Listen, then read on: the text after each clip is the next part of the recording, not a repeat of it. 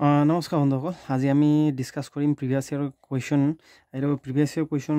Paper হয় আৰু আমি 44 নম্বৰ কুৱেশ্যনটো আজি আমি ডিছকাছ কৰিম। আমি অলৰেডি চেনেলত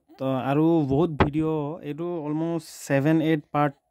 পাৰ্ট নম্বৰ 7-8 হ'ব পাৰে। আমি বহুত বেছিকখিনি আৰু কিছুমান আৰু প্ৰিভিয়াছ ইয়েৰ কুৱেশ্যন পেপাৰ আমি চেনেলত ডিছকাছ কৰিছোঁ। আপোনালোকে চাওক, আপোনাৰ যদি বেছিক নাই আপোনালোকে চেনেলত গৈ কিনে চাওক। আৰু ডেইলি মেথছত এটা বস্তু হৈছে আপুনি কনচেপ্ট নাম্বাৰ 1 কনচেপ্ট শিকিব লাগিব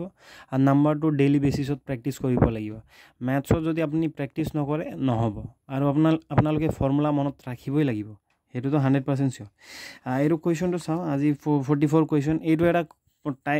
এটা টাইপৰ কুৱেশ্যন হয়। অ'কে, এইটো আপোনালোকে চাওক, এনেকুৱা যদি টাইপৰ কুৱেশ্যন আহে ইয়াৰ কনচেপ্টটো বিল্ড আপ কৰক, কেনেকুৱা ধৰণে এইটো ছল্ভ কৰিব লাগে। ইয়াত কুৱেশ্যনটো কি কৈছে, ইয়াত এক্স অক্ষ মানে কি হয়, এক্স অক্ষ মানে এক্স এক্সিছ হয়। এক্স অক্ষটো ইংলিছত এক্স এক্সিছ বুলি কয়। অ'কে, ইয়াত ইংলিছ আৰু আছামিজ মিডিয়াম দুয়োটাই আপোনালোকে কুৱেশ্যনবিলাক চাব পাৰে, দুটা মিডিয়ামতে দিয়া আছে। এক্স অক্ষ বুলি কৈছে এক্স এক্সিছ, আৰু এটা আছে, এইটো হয় এক্স ৱাই প্লাছ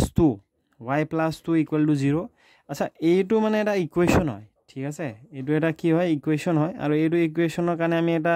লাইন পাম, ষ্ট্ৰেইট লাইন পাম। কেনেকৈ পাম আমি গম পাম বাৰু। তো এইটো এক্স অক্ষ এক্স এক্সিছ আৰু এই দুটা লাইনৰ মাজত ডিষ্টেঞ্চটো কিমান, দূৰত্ব কিমান, সেইটো উলিয়াব লাগে। ভেৰি ইজি দেই। তাৰ কাৰণে আপোনালোকে এটা বস্তু জানিব লাগে। কি বস্তু গম পাইছে? আমি জানিব লাগিব এইটো, এনেকৈ আপোনালোকে মেথছত পাইছে চাগে। এইটো বহুত ইজি দেই। এইটো এনেকৈ আপোনালোকে,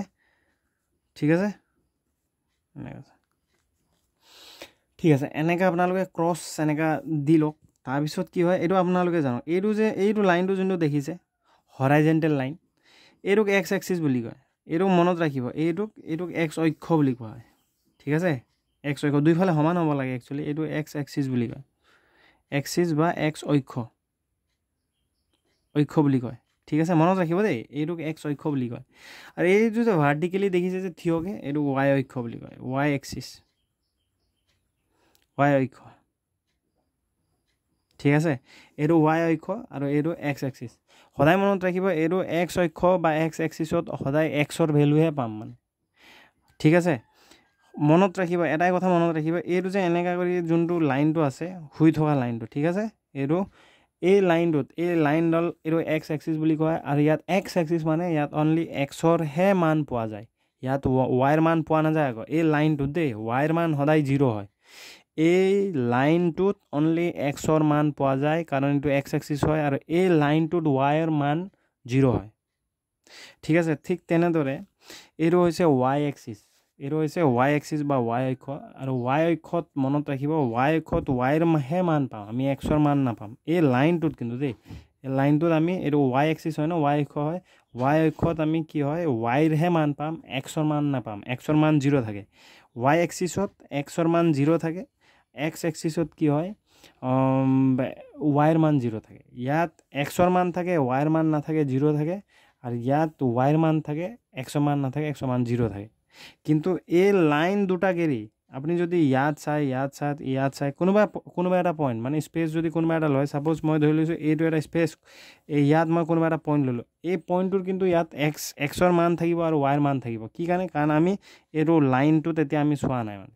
ঠিক আছে। লাইনটোত ছাপ'জ ধৰি লওঁ এইটো লাইন, এটা পইণ্ট ল'লোঁ মই ইয়াত, তো এক্স অক্ষত এইটো লাইন, কাৰণ এইটো অন দ্য লাইন আছে, সেইকাৰণে ইয়াত এক্সৰহে মান পাওঁ, ৱাইৰ মান 0 থাকিব। কি কাৰণ? আমি পইণ্টটো ক'ত লৈছোঁ, আমি পইণ্টটো লাইনত লৈছোঁ, সেইকাৰণে, ঠিক আছে। এইটো অকণ মনত ৰাখিব, বেছিক কনচেপ্ট হয়, কেতিয়াবা সুধি দিব পাৰে। তো এইটো যোনটো দুটা এক্স এক্সিছ আৰু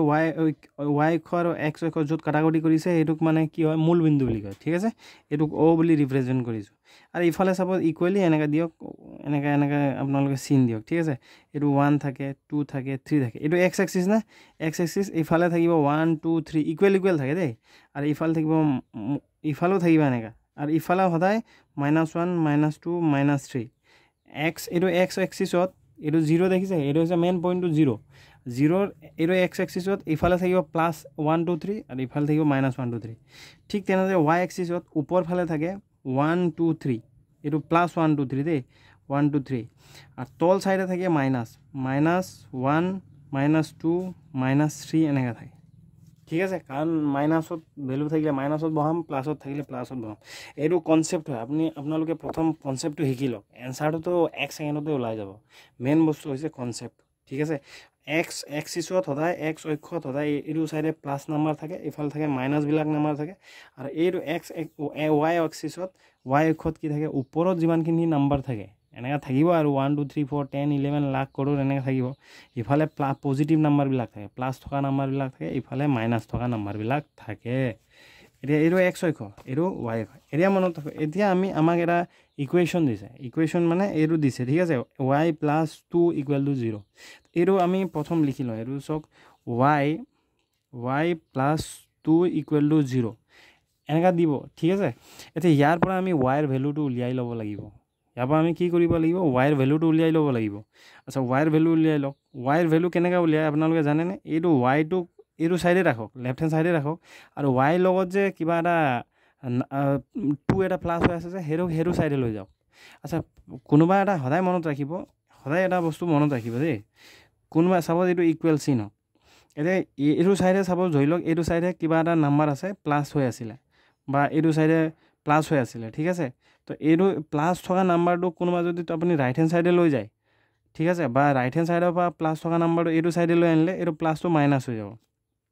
প্লাসটো এইটো সাইডে যদি লৈ যায় মাইনাস হ'ব মাইনাসটো এইটো সাইডে লৈ আনে প্লাস হ'ব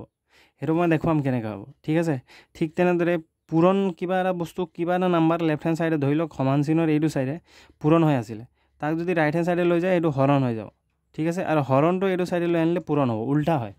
সদায় মনত ৰাখক প্লাসটো মাইনাস হ'ব মাইনাসটো প্লাস হ'ব পূৰণটো হৰণ হয় হৰণটো পূৰণ হয় এতিয়া এইটো কেছটো চাওক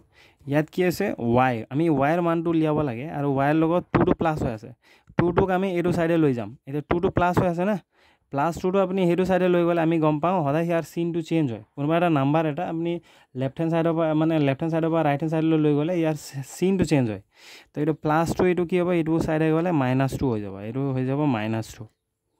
ঠিক আছে তো y ৰ ভ্যালু কিমান ওলালে -2 ওলালে তেতিয়া আমি y = -2 ওলালে তো y = y এক্সিস কোনটো y অক্ষটো হৈছে এইটো হৈছে y অক্ষ y অক্ষটোত -2 ক'ত আছে আমি বিচাৰিব লাগিব তো এইটো y অক্ষ হয় এফালে থাকে প্লাস এফালে থাকে মাইনাস তো মাইনাস থাকিব এইটো সাইডে আৰু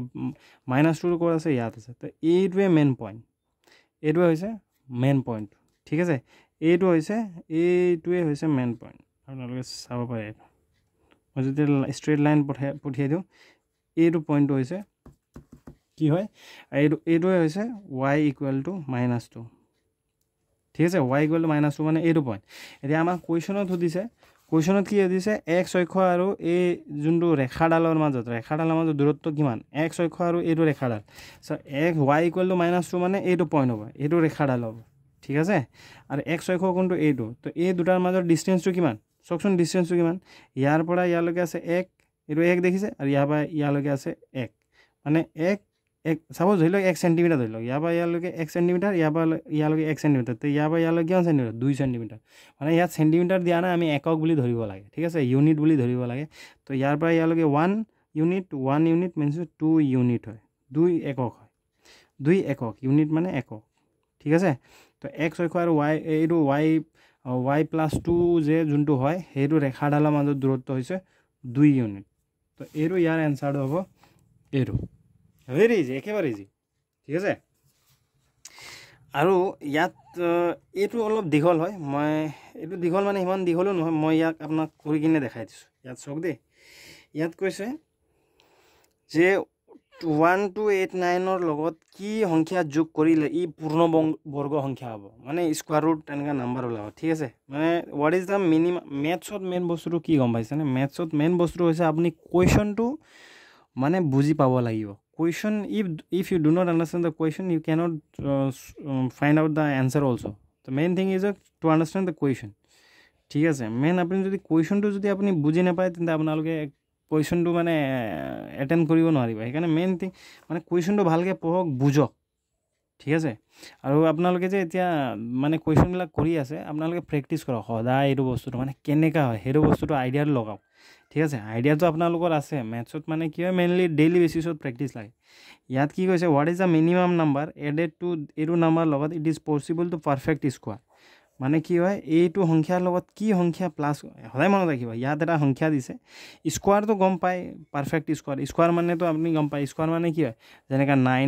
9 কাৰ স্কোৱাৰ হয় 9 3ৰ স্কোৱাৰ এইটো 3ৰ স্কোৱাৰ কিমান 9 হয় এনেকৈ চাব 16 মানে কাৰ স্কোৱাৰ 16 কাৰ স্কোৱাৰ ৰুট হয় 16ৰ স্কোৱাৰ ৰুটটো কি 4 হয় 4 স্কোৱাৰ মানে 16 হয় বুজি পাইছেনে এনেকৈ চাপ'জ ধৰি লওক তাৰপিছত আৰু কি আছে চাপ'জ 5টোক স্কোৱাৰ কৰিলে 25 হয় তো 25ৰ স্কোৱাৰ ৰুট 5 হয় যেনেকৈ 6ৰ স্কোৱাৰ ৰুট কিমান হয় 6ৰটো 36 হয় 7ৰ স্কোৱাৰ ৰুট 7ৰ কিমান হয়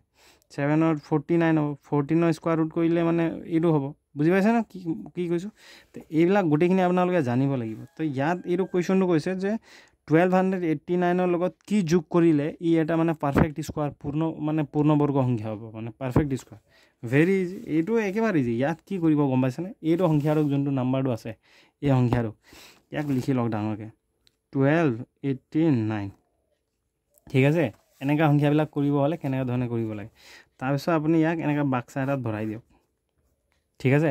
এতিয়া কাৰণ এইটো চাওক এইটো দুটা কেইটা ইয়াত ডিজিট কেইটা আছে এটা দুটা তিনিটা চাৰিটা ডিজিট আছে ন ইকুৱেলি ডিভাইড কৰি দিয়ক ইকুৱেলি সমানে দুই ভাগ কৰি দিয়ক এইটো ছাইড এটা হ'ল এইটো এটা ছাইড হ'ল ঠিক আছে কেনেকৈ কৰে মনত ৰাখক দেই এইটো ইকুৱেলি ডিভাইড কৰিব লাগিব ঠিক আছে ইয়াত চাৰিটা আছে ন দুটা কৰি দিয়ক এতিয়া ইয়াক চাওক আপোনালোকে মই যদি ইয়াত এতিয়া আপোনালোকে ইয়াত কি হয় কিবা এটা নাম্বাৰ দিব লাগিব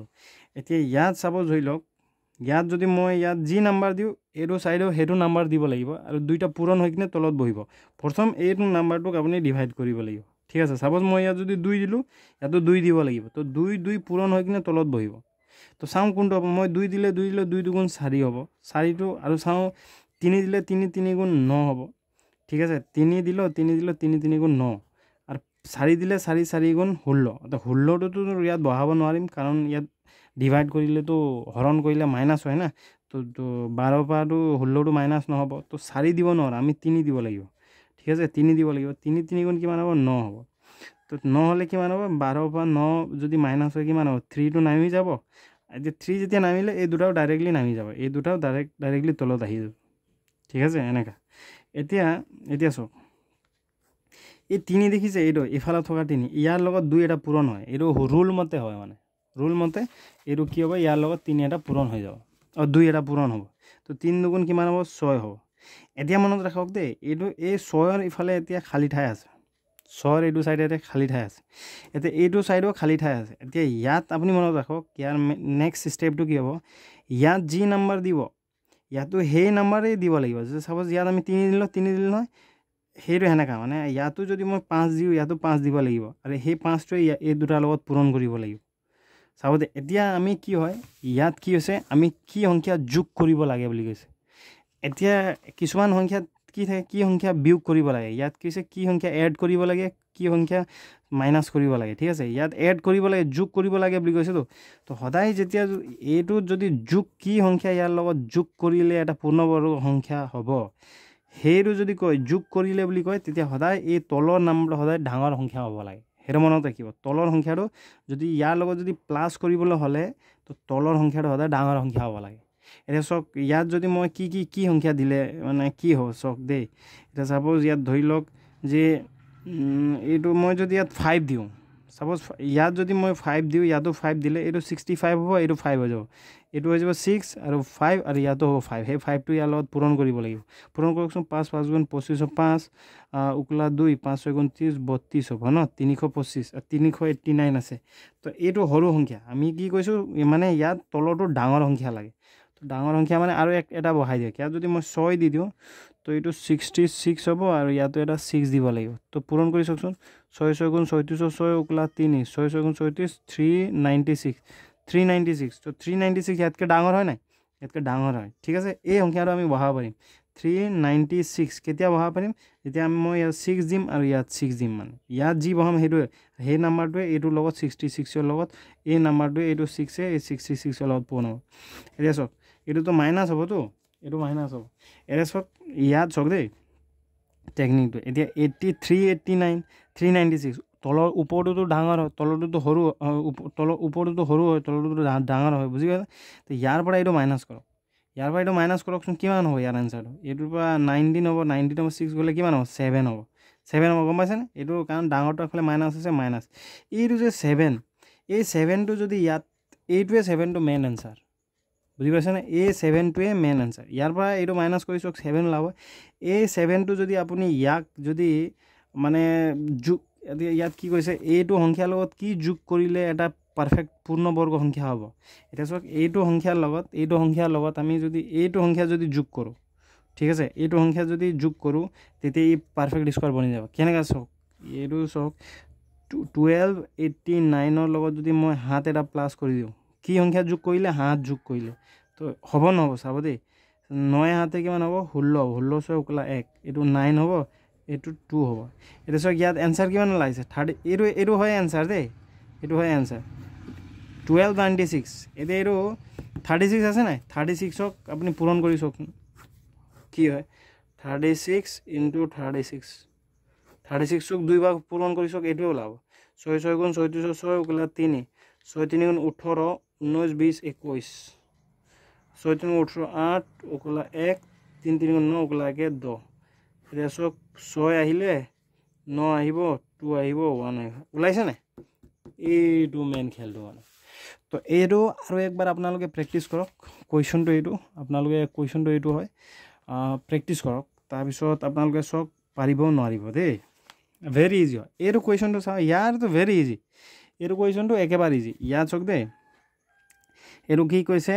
এটা সামান্তৰিকৰ ইয়াত ইংলিছতো দিয়া আছে আপোনালোকে পাৰিলে স্ক্ৰীনশ্বট এটা মাৰি লওক এইটো দেই স্ক্ৰীনশ্বট মাৰি লওক ঠিক আছে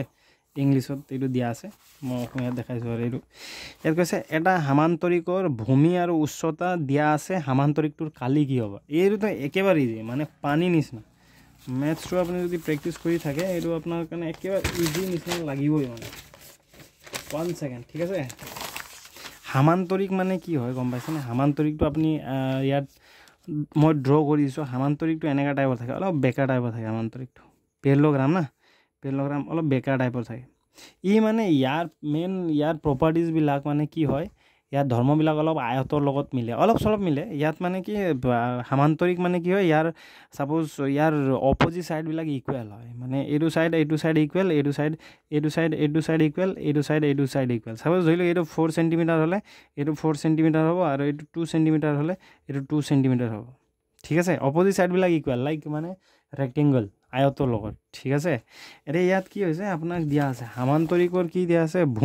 ভূমি দিয়া আছে ভূমি কিমান 5 চেণ্টিমিটাৰ উচ্চতা দিয়া আছে 3 চেণ্টিমিটাৰ এতিয়া চাওক ভূমি মানে এইটো হয় দেই এইটো ভূমি এইটো 5 চেণ্টিমিটাৰ দিয়া আছে এইটো কিমান দিয়া আছে 5 চেণ্টিমিটাৰ দিয়া আছে এইটো 5 চেণ্টিমিটাৰ দিয়া আছে আৰু উচ্চতা মানে হাইটটো দিয়া আছে ইয়াৰ হাইটটো কিমান দিয়া আছে 3 চেণ্টিমিটাৰ দিয়া আছে 3 চেণ্টিমিটাৰ দিয়া আছে যদি আপুনি মনত ৰাখিব সামান্তৰিকৰ যদি ভূমি আৰু উচ্চতাৰ মান দিয়া থাকে তেতিয়া আপুনি কালি কেনেকৈ উলিয়াব ইয়াৰ কালি ওলোৱা ফৰ্মুলাটো এৰিয়া মানে কালি দেই এৰিয়া মানে কালি ওলোৱা ফৰ্মুলাটো কি হয় আপুনি হাইট বেছ মানে আপুনি ভূমি আৰু